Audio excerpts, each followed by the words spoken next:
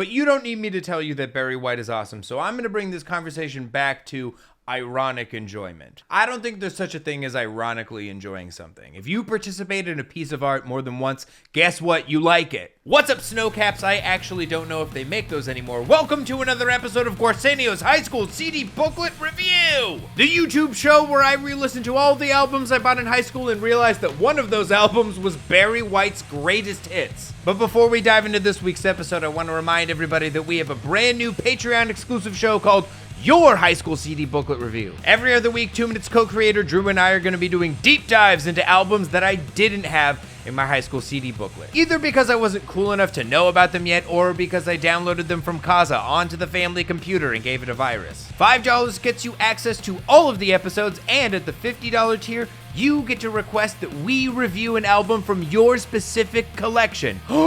Can you believe it? So honestly, the story behind me owning this album is pretty simple. I saw it at Angelo's Music in Littleton, Colorado, and I bought it because I thought it would be really funny for a kid with bird hair and girl pants to be driving around listening to the most famous sex music from the 70s. I bought the 20th Century Masters Millennium Collection Greatest Hits because that's what I did with old music. I bought greatest hits back then. I didn't really have a musical guide when I was a teenager, especially for music that was before the 80s. At the time, I was only following Alternative Press or Revolver or Guitar World. There wasn't a big online scene for music journalism yet, at least not one that I knew of. So yeah, for classic rock and old music, I went around buying greatest hits, like a poser. What are you gonna do? I also just didn't know if some artists had like classic albums. I thought there were some artists that just worked like Elvis, where they just released singles and every album of theirs was technically a greatest hits. I didn't know. I think the big thing I want to talk about in this episode is listening to music ironically.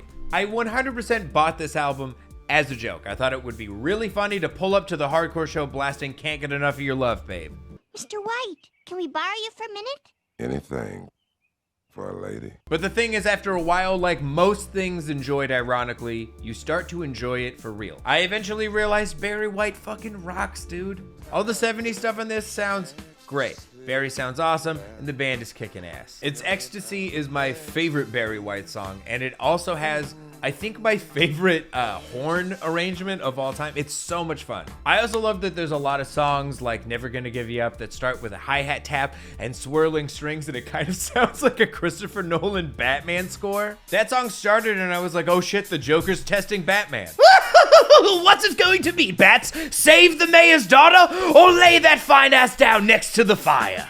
But you don't need me to tell you that Barry White is awesome, so I'm gonna bring this conversation back to ironic enjoyment. I don't think there's such a thing as ironically enjoying something. If you participate in a piece of art more than once, guess what? You like it. One time, Drew and I were on a trip with a rental car that only had a CD player. We went into a used CD shop and ironically bought the Space Jam soundtrack, the Batman Forever soundtrack, and Astro Lounge by Smash Mouth. We bought all of them because we thought it would be very funny to drive around the town blasting those silly albums. Outside of Seal covering Steve Miller Band and a bunch of tracks on the Batman Forever soundtrack, I don't think that those are good albums, but I also wasn't listening to them with a critical ear. I was just having fun with my friend, and thus I enjoy all 3 of those albums without a hint of irony. They're fun to me. I don't know. What are you gonna do? Call the cops. Also, I know all of this is corny, but sometimes albums that you think you're only going to enjoy ironically lead you down paths of new musical discovery. Like after Barry White, I got really into funk music. Barry White led me to James Brown, which led me to Bootsy Collins, which led me to Funkadelic,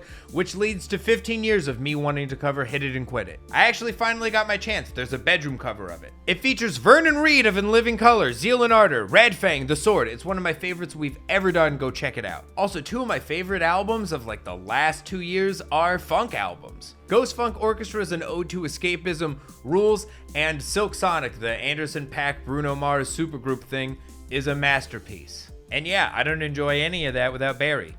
Thank you, Barry. Let's talk about this album art. There's nothing to make fun of. It's just a picture of a guy. It's entirely subjective. I think Barry White is a handsome fella, but it depends on what you're into, I suppose. I sense great vulnerability. A man-child crying out for love, an innocent orphan in the postmodern world. I see a parasite.